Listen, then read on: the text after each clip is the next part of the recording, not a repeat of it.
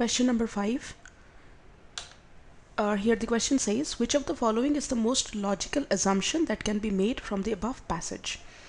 Now, an assumption question requires us to understand the facts given in the passage as well as the conclusion. This passage is about a certain restriction on private vehicle use in Delhi. So we can relate it to the odd and even formula which was experimented upon in Delhi recently.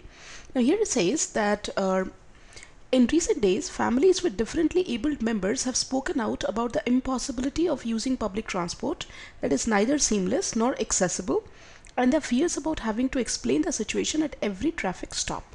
Now, from this we can say that maybe differently abled people are getting some kind of an exemption from this rule because they have to stop and explain the situation at every traffic stop.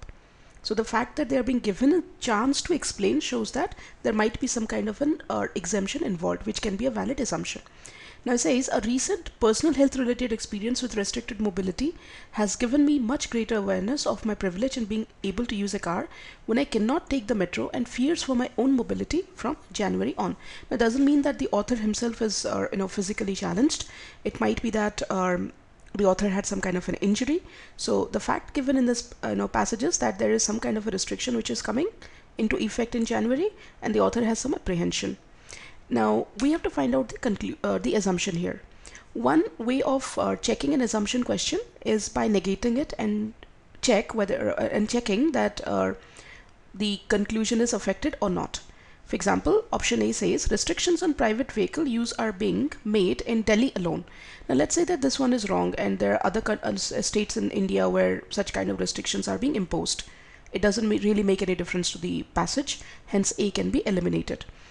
B says differently abled people will be most affected by the decision. Now the word most affected is not mentioned in the passage. Even if we negate it and say that they are affected and there is another category where the people belonging to that category are more affected, then also the passage or the concern of the author raised in the passage remains the same. Hence B is also not the right answer. C says come January and the number of cars on roads will get affected. Now we don't know whether number will be affected or not. Let's say the number of cars will not be affected. People will be affected. Then also C, the passage remains the same. So C is also not the right answer. D says differently abled people will be exempted from the proposed restrictions on private vehicles. Now this one can be an assumption. It's not a very clear-cut assumption, but if I negate it, then why do they have to explain at every traffic stop? So we've already discussed that. So D is the best answer for this question.